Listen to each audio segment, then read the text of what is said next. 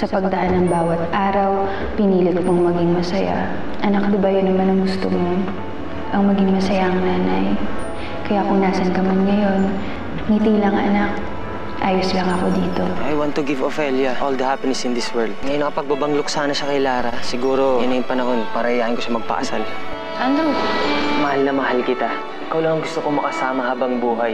Will you be my wife? Buti naman tinanggap mo si Alexei ni Andrew. Pero dapat makasal kayo sa lalong madaling panahon para mabuntis ka kaagad. Inay, ayoko naman kasi magkaanak. At ayaw mo na. Halos araw-araw ka namin dinadalaw ni inay dito. Pero ayaw mo naman kaming harapin. Dahil lahat kayo walang silbi. Ginawa niyong impyerno ang buhay ko! How is she? May naalala na ba siya? So far, Mom, wala. Kaya nga rin kami nagdesisyong umuwi dito dahil wala naman siyang naaalala. That's right. But I told Bessie that mas mabuti kung dumiton lang kami sa Pilipinas.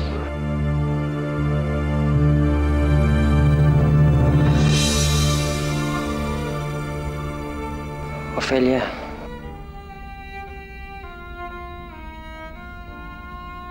Kung ako lang ang masusunod, ang gusto ko makasal na tayo agad. Okay lang ba sa'yo? Oo naman. Alam mo, gusto ko rin mabilisan lang din. At saka syempre, gusto ko simple lang ang kasal natin.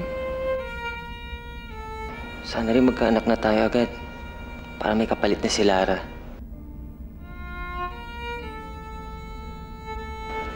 Nga pala, Andrew. Ngayon pa lang, may sabihin ako sa'yo. Sana maintindihan mo ko. Ayoko nang magkaanak. Pero bakit? Alam ko kung gaano mo ako gusto magkaanak, Ophelia. Andrew, 2 beses na ako nawala ng anak. Nung nangyari yun, halos mabaliw ako. Ayoko nang maranasan ulit yun. Ophelia, ayaw mo man lang ba subukan? Iba naman ang sitwasyon ngayon. Ophelia, hindi ka na mag-iisa. Katuwang mo na ako sa pagtataguyod sa magiging anak natin. Yun na nga, Andrew. Paano kung may mangyari? Paano kung pati ang anak natin mawala? 2 na tayong malulungkot, ganun ba? Andrew, hindi ko na kaya. Hindi ko na kaya kapag nawalan ulit ako ng anak. Ikamamatay ko na yun.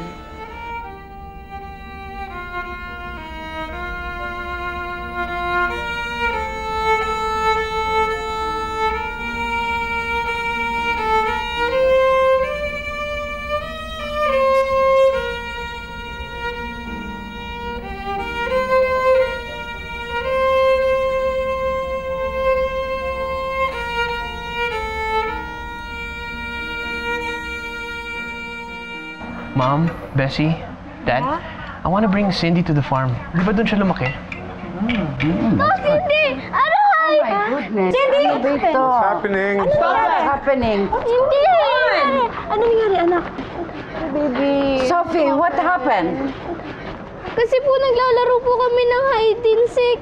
Turn niya na po maging taya, tapos gusto niya po ako palagi yung taya, tapos bigla niya po akong sinabunutan.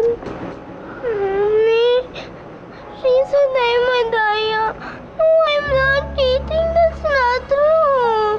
Shh, it's okay. Sophie naman, bakit mo naman siya sinabihan ng madaya? Hindi naman totoo yun.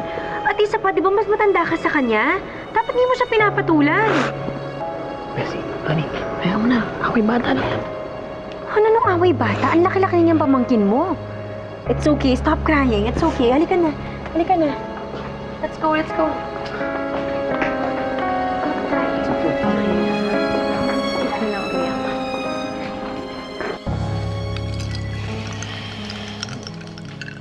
Mahal na mahal ko si Ophelia. Nangako akong ibibigay ko lahat sa kanya kung gugustuhin niya. Ibang klase ka nga eh. Kahit yung hindi niya gusto, binibigay mo. Di ba nga ayaw niya magkaanak, tapos payag ka naman.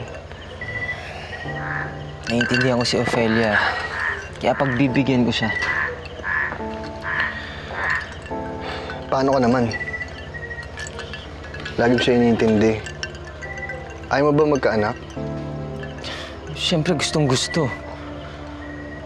Kahit ilan na yung pagkaloob sa akin, tatanggapin ko. Eh, yun naman pala eh. Ba't ka pumayag kay Ophelia? Gulo mo.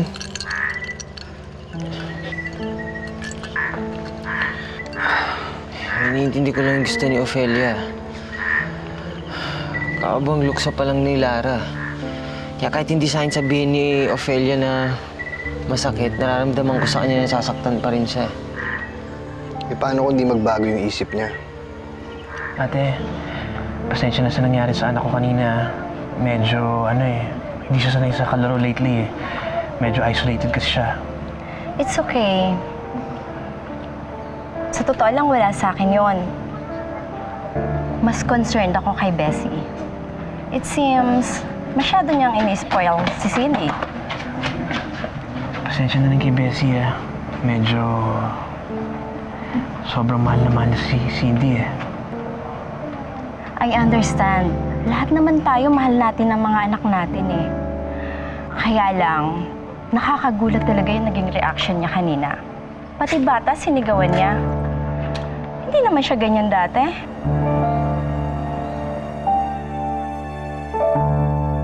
Ayoko po talaga, Nay. Nakapag-desisyon na ako at kahit ano pong sabihin ninyo, hindi na po talaga magbabagong isip ko.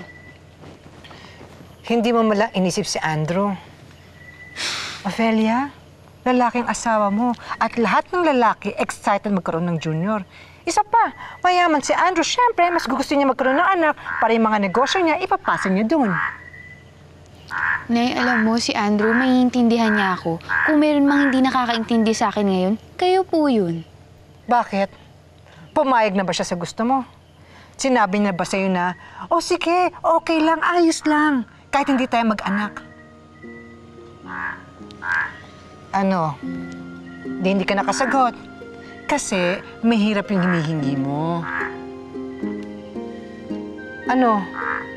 Alam mo, ako, tiyak na tiyak ko. Hindi papayag si Andrew sa gusto mong mangyari. O di sige, Nay. Kung hindi siya papayag, eh di wala naman din pala po akong magagawa.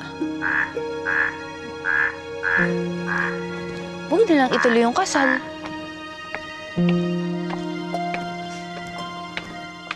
Tama na anak, huwag ka nang umiyak, okay?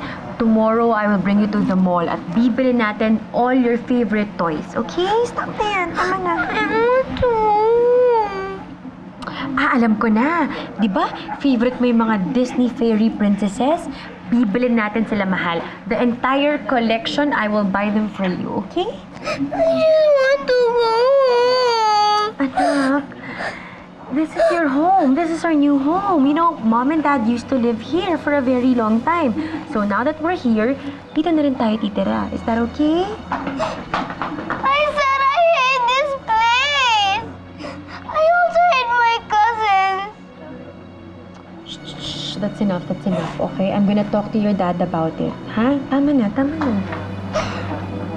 And I want that huge bear that I saw on TV. Yeah, we'll try to get that for you, okay? Stop na, stop na.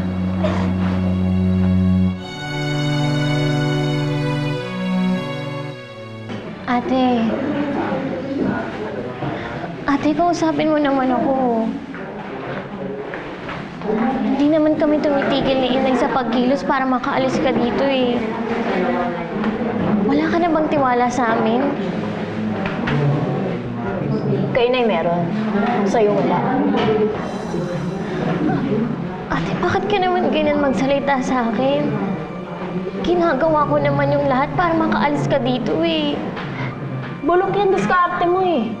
1 taon na ako nakakulong dito, oh. Nakikita mo yan? Tingnan mo. Tingnan mo. Hindi lang yung inabot ko dito. Ilang beses na ako muntik-muntik mamatay dito, ha? Kasalanan mo yan, kaya huwag akong sisihin mo, ate. Puro awit yung gulong pinapasok mo. Aba, lintik na to. Ate, magtino ka naman! Hoy, may nagmimisa rin dito sa amin, ha? Hindi ko kailangan yung sermon mo. Lumayas-layas ka bago pa magdiling ang paningin ko. Layas!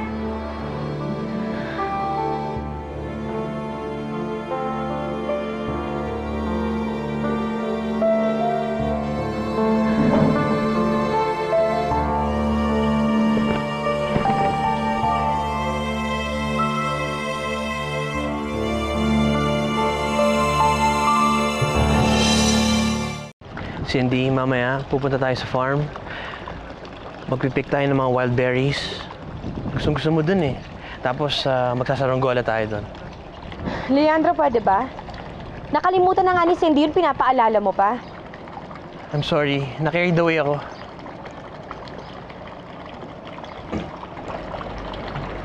Ang laki-laki na pala ni Lara, no? Ay, sorry, Cindy pala. Mommy, Yes, sweetheart? can we go inside now? Why? What's wrong? My skin is so hot. I think I'm having prickly heat. Naku, halika na. Let's go.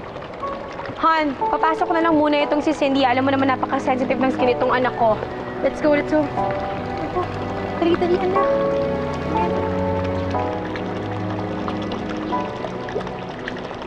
Binawi na ni Bruno yung statement niya. Hindi daw totoong ikaw ang nag-utos sa kanya para papatay si Andrew. Anak, makakalaya ka na! Naiakit niya sa piskalya yung recantation ni Bruno. Hinihintay na lang natin yung formal na desisyon ng korte. Kaya totoong sinasabi ng nanay mo, makakalaya ka na. Anong say mo? Ang galing ko, no? Binayad niya lahat ng pera kay Bruno. Ikaw naman, juicy ka pa. Makakalaya ka na nga eh. Buti nga pumayag si Bruno na bumaliktad. Paano kasi? Ang sabi niya, hindi naman na daw siya makakaalis ng preso. Tsaka nagugutom na yung pamilya niya. Maganda-handa na lahat na may atraso sa akin. Isa-isa ko silang sisingilin.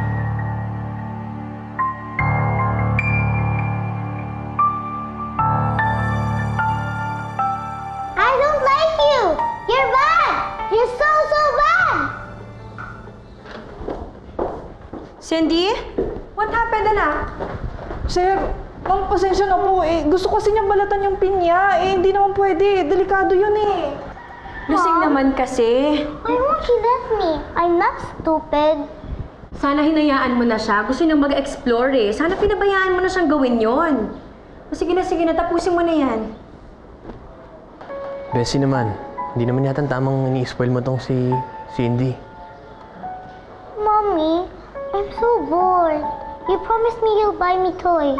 Yeah, I'll bring you to the mall tomorrow. But for now, can you go up to your room muna? Because Daddy and I need to talk, okay? Hon, I'm sorry if you think I'm spoiling Cindy. Alam mo naman siguro nag-iisang anak natin yan. And I wanna give her everything that she wants. Pero Bessie, mali naman yata i-spoilin natin siya. Siya rin mag-suffer paglaki niya. I know. Naiintindihan ko, hon. Don't worry. I will talk to Cindy about it.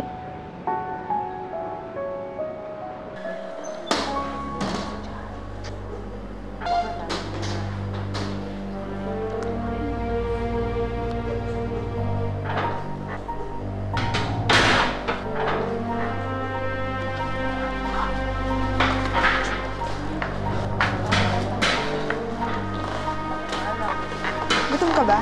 May lafa ako dyan eh. Dinalo ako ng jowa ko eh. Yossi, nakaskota. Sandali ah.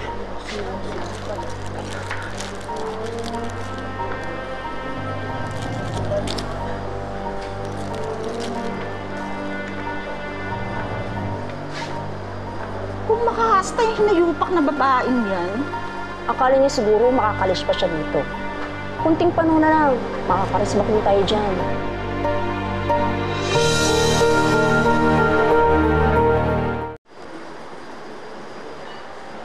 Malapit na akong lumaya, Alma.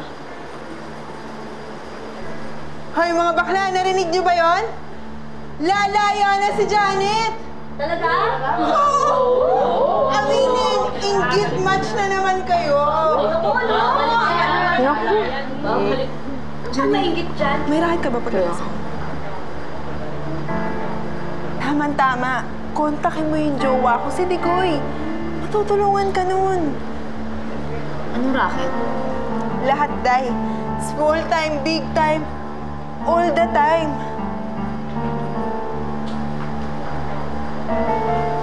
May mga gusto kong ganti. Matutulungan ba niya?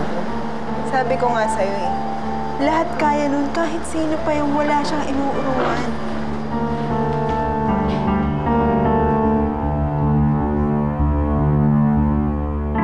So tuloy na yung kasal ni Ophelia. Of course. In a month's time. Nag-uumpisa na rin kami maglakad ng papers. Tapos tumitingin na rin kami ng venue. Tapos bukas, baka puntahan namin yung designer ng gown ni Ophelia. Wow. Handang-handa ka na magpatali ah. Wala nang urungan yan ah. Ako naman, kahit anong oras, handa ako siyang pakasalan. Kahit saan simbahan pa yan. Yung tanong dyan, ready na ba si Ophelia? Siguro naman. Kasi hindi naman siya mag-yes kung hindi pa siya ready. At sa tingin ko, nakapag-move on na siya completely. So nakalimutan niya na si Lara?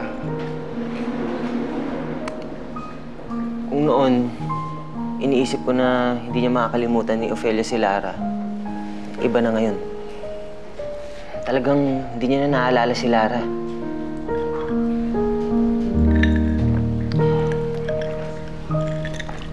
Lara? Lara?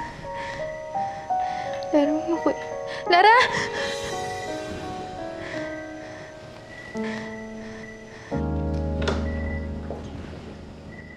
Maria?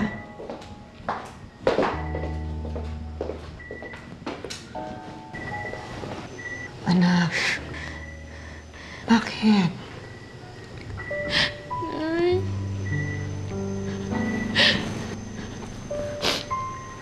Nanay, bakit ho ganun? Lahat naman ang makakapagpaalala sa akin kay Lara, sinunog ko na. Tinutulungan ko naman yung sarili ko para makalimot na po ako.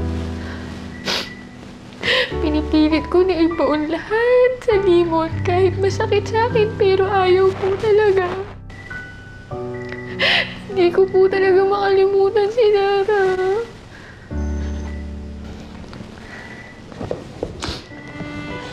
Anak, makinig ka sa akin, ha? Siguro, hindi pa ngayon.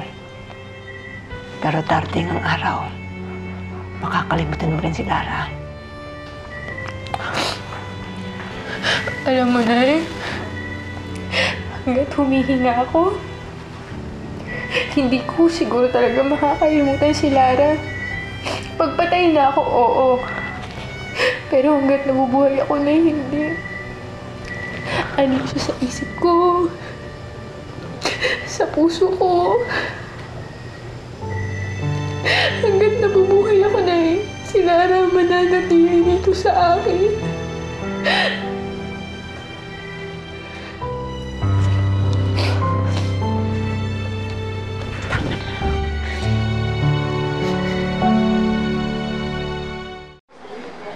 Lalaya na daw si Janet.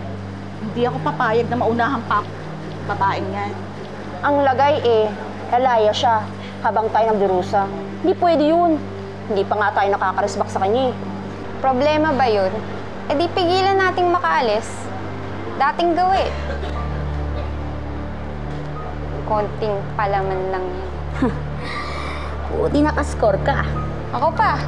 Nadurugista Sarap nito. Lagay mo na yan mamaya sa gamit ni Janet. Kawawa naman si Mayora. Lalaya na lang, matitik lupa.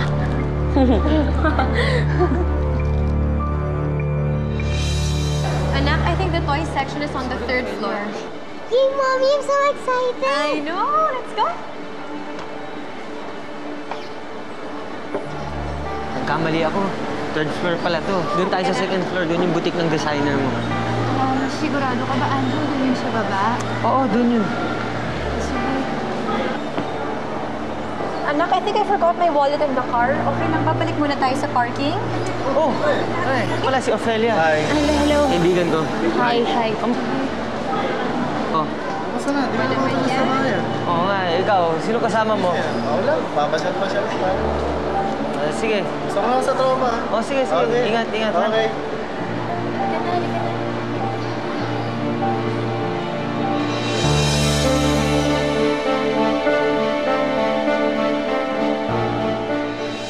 masyado mo naman yata ini-spoil si Cindy natin. Oo, aminado ko. Sinuspoil ko ang anak natin. Para saan pa lahat ng mga perang pinaghirapan ko kung hindi ko maibibigay sa kanila lahat ng gusto niya?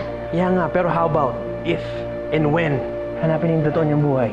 Kailanganin niya yun. Mababalik mo ba yun? Mababalik mo ba si Ophelia sa kanya? Lucing! Oy! Nakumusta ka na? Nagtrabaho ka na? Oo. Doon ako nagtatrabaho kila Bessie. Teka, di ba kamag-anak niyo yun? Oo, kamag-anak ko nga si Bessie. Naku, ang anak! Pagka-maldi-maldita.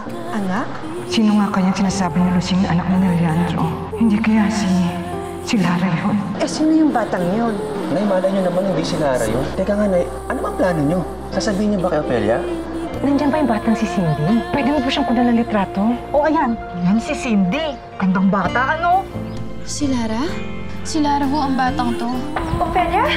Alam ko nandito si Lara. Ilabas mo siya. Wala nga dito si Lara. Sinungaling ka?